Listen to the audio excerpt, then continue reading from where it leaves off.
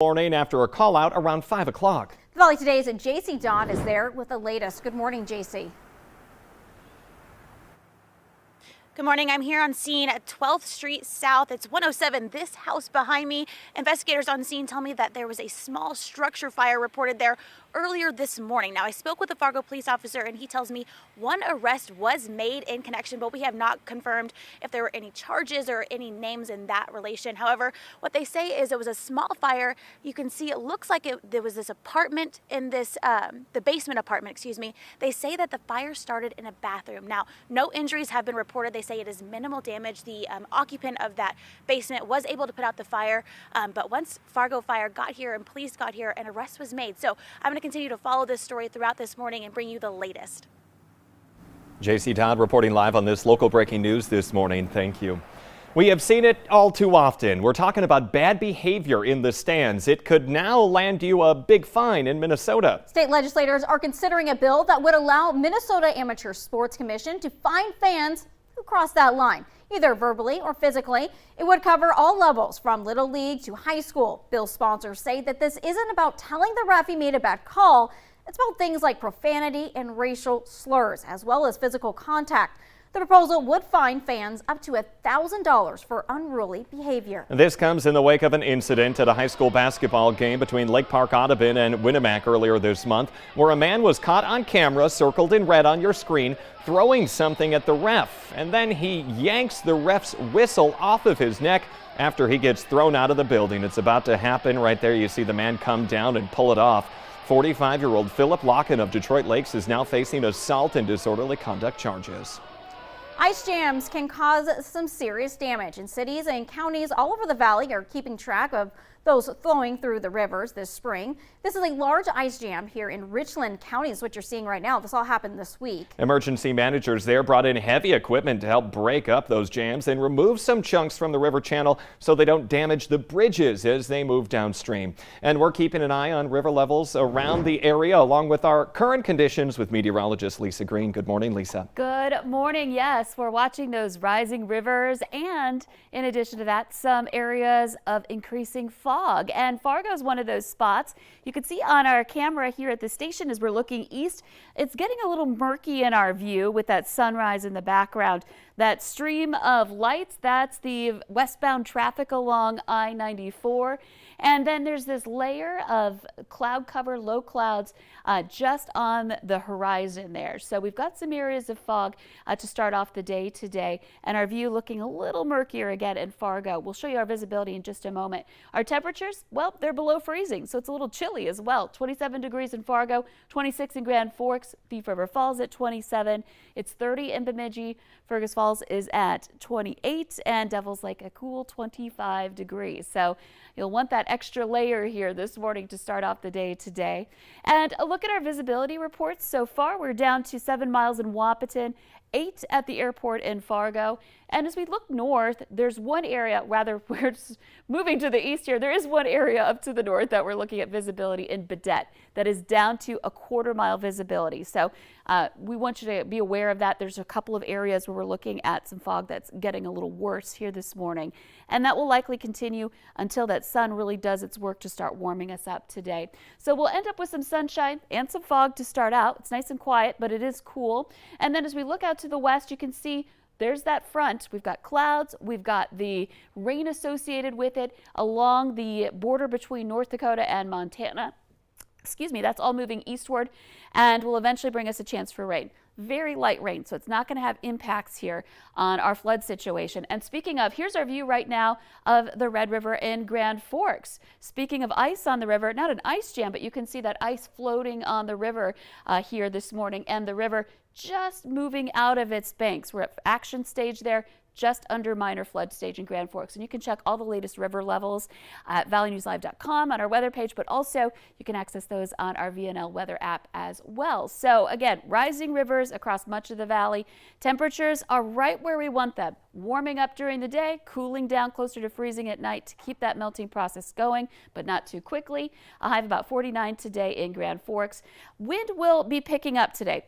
Morning hours, not so bad, but by the time we get into the 5 o'clock hour, there may be some places in the west that start to see gusts toward 20, 30 miles per hour, and it just goes up from there as we head into tonight and into the day on Friday. As we see this cold front sweep through, the wind switches northwesterly. We could see gusts above 45, and tomorrow morning's commute could feature some light snow with that too, so that may bring down our visibility in that way. So you'll want to be paying attention over the next 24 hours, and we'll be right here for you with updates on the conditions tomorrow morning as well in the valley today. Lisa, thank you. It seems some drivers need a refresher course in speeding around schools. Fargo police have been getting a lot of complaints lately about people going too fast in those school zones, specifically near Kennedy and Eagles elementaries. One mom says speeding in school zones is happening all across the city, including near Lewis and Clark, where her son attends school. Fargo PD is taking action to help address the concerns, and they're also reminding drivers to be aware of those speed limit signs everywhere. A terrible tragedy in Georgia. A 7-month-old baby is dead after a dog attack. The child and her great-grandmother, police say the Bull Great Pyrenees mix, lived with the family. The attack also, the woman was babysitting the child. The grandmother is still in the hospital recovering from her injuries. That dog is now in quarantine for 10 days. Police say they're not sure what triggered that dog to attack. Breckenridge police are investigating an apparent domestic situation that resulted in a man's death. Officers found a man dead from an apparent gunshot wound after an altercation with his wife at their home. Police were called to a home on the city's north side yesterday morning near Breckenridge Elementary. So far, no arrests, and police have not been released the names of those involved. A Fargo murder suspect is claiming self-defense, and the jury could see surveillance video of what happened at that trial today. 40-year-old Raymond Gunn is charged with killing Eric Hayes at a Fargo gas station last year. Defense attorneys say surveillance video will show Gunn only fired his weapon to protect himself. Prosecutors are dropping murder charges against a man accused of beating Lucas Smith to death with a pool cue in a Holly back in 2020. Christopher Graywater's trial resulted in a hung jury when more evidence was tested to help clarify issues raised during trial. The Clay County's attorney's office says results show that they would not be able to prove Graywater's guilt beyond a reasonable doubt. The case is considered an open investigation. Holly police are asking anyone with information to contact them. In our consumer alert this morning, check your brakes if you drive a Ford. The automobile manufacturer has issued a recall for some of its trucks and SUVs because of a brake fluid leak. Close to 200,000 vehicles could potentially be affected, including those popular F-150s from 2016 to 2018 years and Expeditions from 2016 to 2017 and Lincoln Navigators from 2016 to 2017. At least 4 low-speed accidents have occurred because of the issue, but no injuries have been reported. If your car is impacted, dealers will replace the Brake Master cylinder free of charge. Yesterday, a fire emergency. Today, a Paradiso restaurant in South Fargo is reopening for business. Investigators are still looking into the cause of yesterday morning's fire that caused $150,000 in damage. It started around 3 in the morning and fire crews spotted flames coming from the attic. Enough repairs have been made to allow Paradiso to reopen today at 3 in the afternoon. It's a green light for redevelopment of the old Herberger store in West Acres Mall. Fargo's Economic Development Incentives Committee yesterday approved more than $6 million in tax breaks for the project, but it still needs the okay from the City Commission. The project includes housing on the west end of the shopping mall, and it's estimated to cost between $55 to $60 million. Golfers, get ready. The Village Green driving range in Moorhead is opening today at noon, but it's only for one day only, so you better get in line. The city says if the weather cooperates, the Meadows and Village Green will fully open for the season, quote, very soon. Too many people seem to get it wrong. You are supposed to steer clear of emergency vehicles that are pulled over on the road. And this is another dash cam situation that we're seeing where it was all caught on camera and much too close of a call. It happened in Kansas last month. The trooper was stopped to help a stranded driver who had spun out on the interstate. Cars and trucks, you see him whizzing by.